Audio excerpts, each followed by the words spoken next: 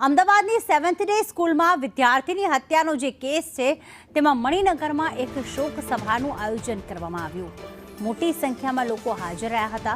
લોકોએ વિદ્યાર્થીની હત્યાની ઘટનાને વખોડી હતી, સાથે તેને શ્રદ્ધાંજલિ પણ અર્પણ કરી। સ્કૂલ સામે કડક કાર્યવાહી કરવા પરિવારજનોએ માંગ કરી છે। ન્યાય માટે પરિવારજનોએ માંગ કરી છે। સ્કૂલ સામે ફરિયાદ નોંધાય તે જરૂરી છે તેવો પણ પરિવારજનોએ પ્રતિક્રિયા આપી। નરોડાના ધારાસભ્ય પાયલ કુકરાણીએ પણ નિવેદન આપ્યું છે કે કોઈ પણ આરોપીને છોડવામાં નહીં આવે। સરકાર તમામ આરોપીઓ સામે પગલાં લેશે। 7th ડે સામે અમૂલ ભટ્ટે ICSE બોર્ડમાં રજૂઆત કરી છે।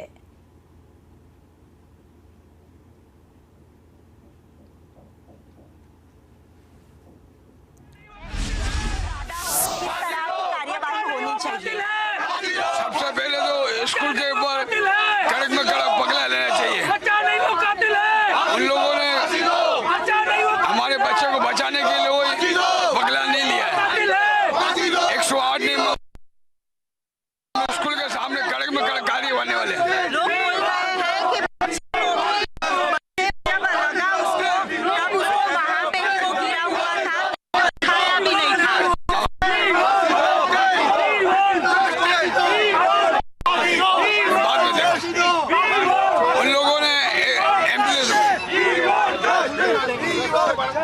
બાળક જ્યારે પડ્યો ત્યારે પણ કોઈએ ઉઠાયો ન હતો, પરિવારનો આક્ષેપ છે।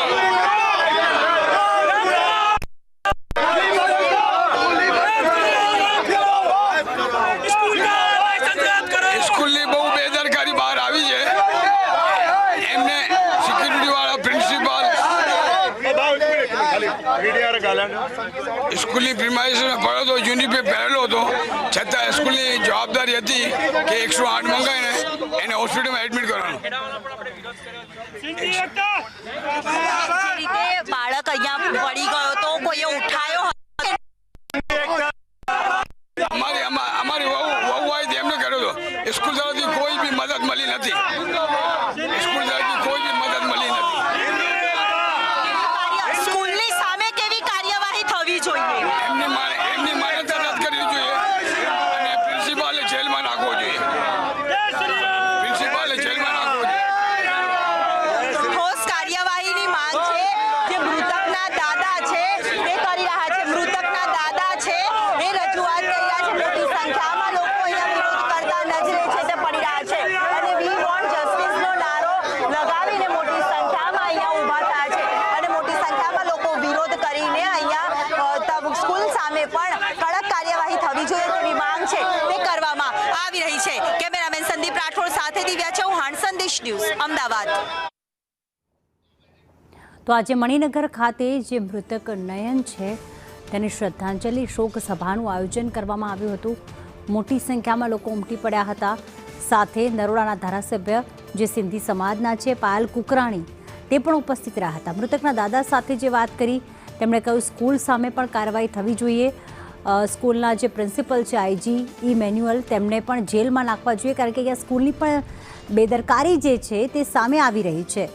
અડધો કલાક સુધી જે મૃતક નયન છે તે ત્યાં લોહીલુહાણ હાલતમાં પડ્યો રહ્યો, તેમ છતાં તેને શા માટે હોસ્પિટલ લઈ જવાની તસ્દી પણ ન લીધી।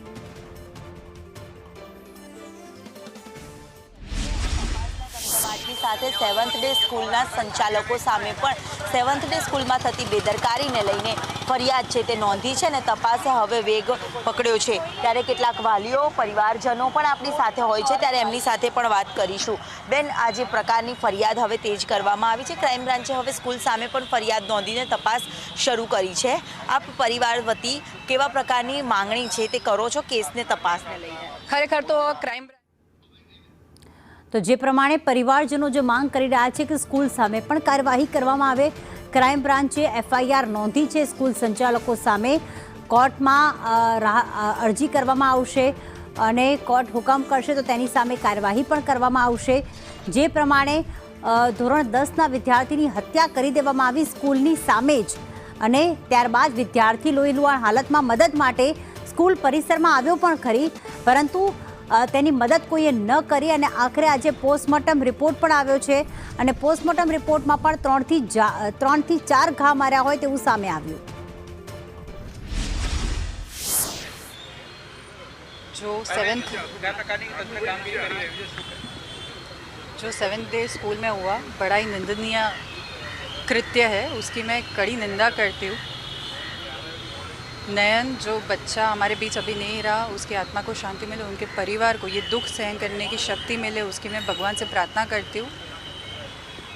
क्राइम ब्रांच स्कूल की तरफ से डीईओ का सहकार है और जिसने भी ये किया है उसको तो सज़ा मिलेगी, और अगर स्कूल की इसमें बेदरकारी है तो उसके खिलाफ भी एक्शन ली जाएगी। इतना मैं आश्वासन आपको दे सकती हूँ। धन्यवाद। તો નરોડાના ધારાસભ્ય પાયલ કુકરાણી જે કહી રહ્યા છે ડીઈઓ અને ક્રાઇમ બ્રાન્ચ તમામ તપાસ ચલાવી રહી છે અને સ્કૂલ સામે પણ પગલાં લેવાશે તેવી બાંહેધરી તેમણે આપી। સ્કૂલ સામે કડક કાર્યવાહી કરવા પરિવારજનોની માંગ છે, ન્યાય માટે પરિવારજનોની માંગ છે, કારણ કે જે સામે સગીર હતો જેના કારણે કડક કલમ કે હત્યાની કલમ તેની પર દાખલ ન કરી શકાય, પરંતુ અહીંયા જે પરિવારજનો માંગ કરી રહ્યા છે, તમામ લોકોએ વાલીઓ માંગ કરી રહ્યા છે કે જેની બાળકોની સુરક્ષા સામે અહીંયા સવાલ ઊભા થઈ રહ્યા છે કે જો બાળક સ્કૂલમાં ભણી રહ્યો છે તો એ સ્કૂલની જવાબદારી આવે છે ટાઈમિંગ સુધી, એ સમય સુધી જ્યાં સુધી બાળક ઘરે નથી પહોંચતો। આજે માતા પિતા તમામ ચિંતિત છે કે શું ભવિષ્યમાં આ પ્રકારની ઘટના અમારા બાળક સાથે પણ બની શકે છે, તો હવે કડક પગલાં લેવાની જરૂર છે। શોક સભા આજે રાખવામાં આવી છે, કેવી કાર્યવાહીની માંગ છે તે કરવામાં આવી રહી છે? ચોક્કસ સૌથી પહેલાં તો જે આ ઘટના બની છે ખૂબ જ દુઃખદ ઘટના છે અને જે પ્રમાણે નયનકુમારનું જે મોત થયું છે આ ઘટનાને હું અને સમગ્ર મુસ્લિમ સમાજ સખત શબ્દોમાં વખોડીએ છીએ કે આવી ઘટનાઓ બાળકોના અંદર જેની માનસિકતા જે પ્રમાણે અત્યારે થઈ રહી છે એ ખૂબ જ દુઃખની વાત છે। 7 ડે સ્કૂલના અંદર જે પ્રમાણેની આ ઘટના છે સમગ્ર ગુજરાતના અંદર લોકોએ જોયું છે કે આ ઘટના ના બનવી